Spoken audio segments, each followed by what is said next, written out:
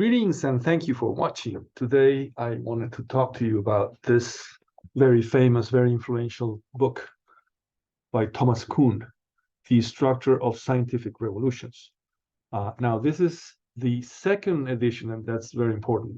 Second edition, enlarged. And the enlargement part is the part I want to focus on in this video. This edition was published in 1970 by the University of Chicago Press. Whereas the first edition was published in 1962. And it is very important to point out that the enlargement is basically a postscript that Kuhn wrote in 1969. And it is a lengthy postscript where he tried to amend some of the mistakes that he thought made in his first edition, in the first edition of the book. And it starts as follows. It has now been almost 7 years since the book was first published. In the interim, both the response of critics and my own further work have increased my understanding of a number of the issues it raises. On fundamentals, my viewpoint is very nearly unchanged, but I now recognize aspects of its initial formulation that create gratuitous difficulties and misunderstandings. Since some of those misunderstandings have been my own, their elimination enables me to gain ground that should ultimately provide the basis for a new version of the book.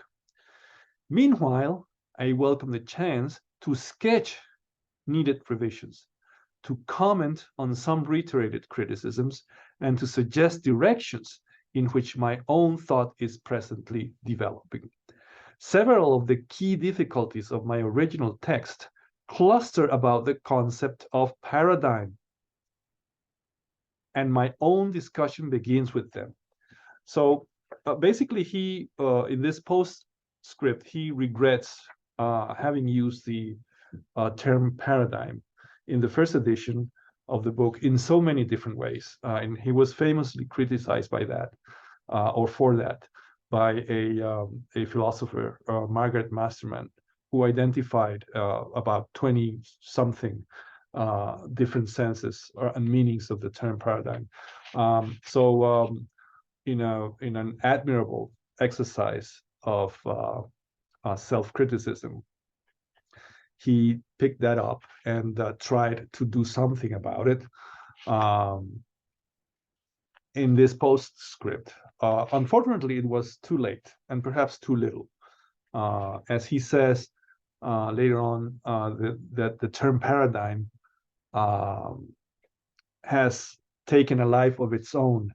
So he would prefer to replace it by the term or the expression disciplinary matrix, and he identifies as that which scientific communities share, or the members of scientific communities of a scientific community share.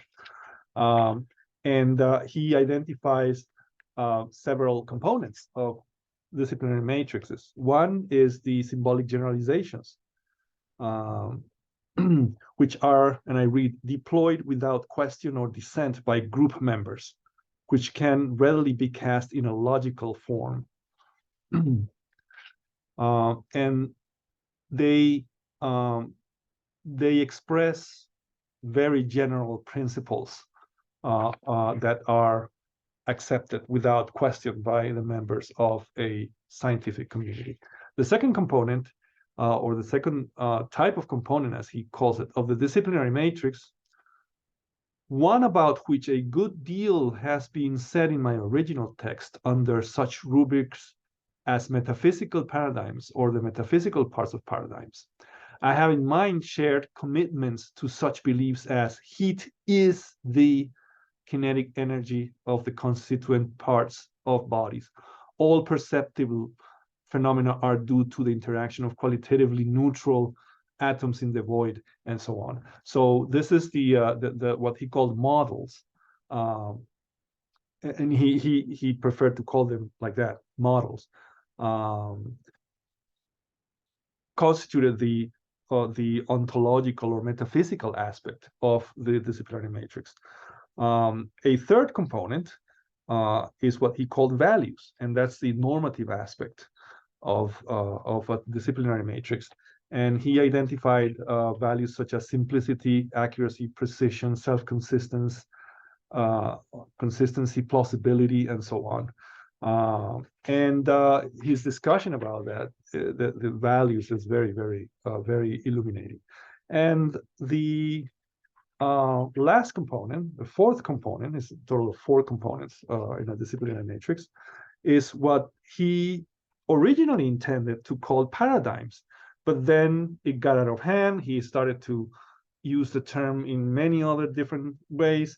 And instead of paradigms, he proposed to replace that term by exemplars, which are the typical examples of how a disciplinary matrix deals with or addresses or explains or accounts for certain phenomena or studies certain phenomena.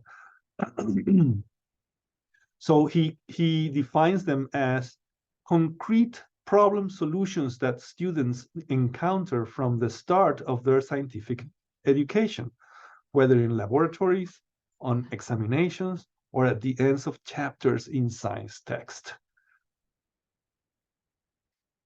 And so he considered shared examples or as exemplars, and which he viewed as another defining component of what the members of scientific communities share. Until next time.